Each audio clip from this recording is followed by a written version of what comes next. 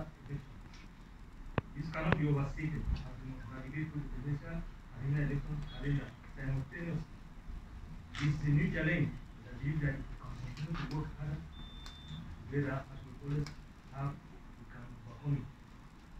Honorable members of the Electoral Board, ladies and gentlemen, as stipulated in section 19(1) of the Electoral Code, the Electoral Board must meet as often as necessary during an election period. Subsection 2 specifies that such meetings must be held at least once every fortnight after the electorate has been convened. It is within this legal and institutional framework that we are gathered here today. The regional elections are more than just another electoral milestone. They are a cornerstone of our own decentralization process and a vital mechanism for transferring power closer to the people. By electing regional councillors, the Republic is breathing new life into local governance and empowering communities to shape policies and development agendas that reflect their realities and aspirations.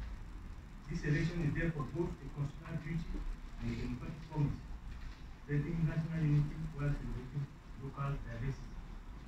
Distingué honorablement du Conseil électoral, mesdames et messieurs, l'objectif de notre session d'aujourd'hui est en substance de valider et d'adopter un calendrier harmonisé des activités pour le Conseil électoral et la gestion de des élections.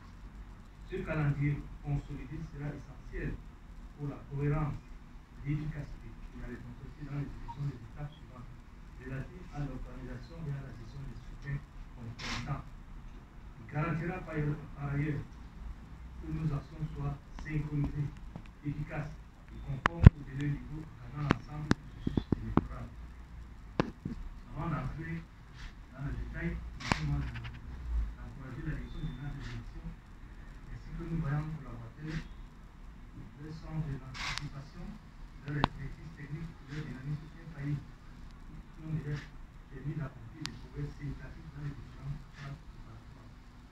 Au cours de notre session, le directeur général des élections présentera le plan détaillé des activités exposant l'organisation matérielle du scrutin, la réception des candidatures et le respect strict des délais fixés par la loi. Nous examinerons également le statut du fichier des collègues électoraux et les listes électorales qui sont en cours d'actualisation et constituent le statut même de cette élection à suffrage universel indirect. Nous passerons également en revue les dotations budgétaires afférentes à l'élection afin de garantir le fonctionnement optimal du Conseil électoral et la gestion des élections. L'accent sera notamment mis sur le renforcement des capacités des agents électoraux, la sensibilisation et l'éducation électorale des populations commandement traditionnel, ainsi que sur l'augmentation des capacités logistiques de mobilisation et l'acheminement du matériel et des équipements électoraux dans les circonscriptions concernées. Distingués collègues du Conseil électoral, quelles sont les branches de l'administration que nous ferons ici et ici. Honorables membres du Conseil électoral, mesdames et messieurs, comme je l'ai souligné lors de la session précédente, nous entrons dans la dernière ligne droite avant l'élection présidentielle de la République. En effet, quelques heures nous séparent de la tenue de la 8e consultation nationale prévue le 11 septembre 2025 avec les autres acteurs du processus électoral. Les différentes sous-commissions mises en place pour préparer cet événement national important sont au pied d'eux. Nous poursuivrons les travaux après ces sessions afin de procéder aux études pour valider les séquences des activités en vue de la consultation nationale. Ce forum, faut-il le rappeler, est une dynamique constante qui favorise le dialogue, la paix, la transparence et la coopération collective des enjeux qui sont pour tous les acteurs. Honorable membre du Conseil électoral, mesdames et messieurs, la responsabilité qui nous incombe est immense, mais l'honneur l'est tout autant. Avec ces élections inédites et historiques qui se tiendront de façon concomitante. L'élection des conseillers régionaux vient consolider le processus de décentralisation, l'autonomisation des institutions et le renforcement de la démocratie locale.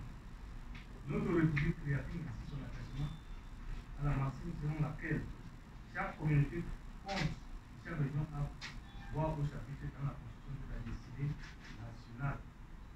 C'est dans cet esprit que j'invite les acteurs du processus électoral à placer la patrie au-dessus des clivages partisans.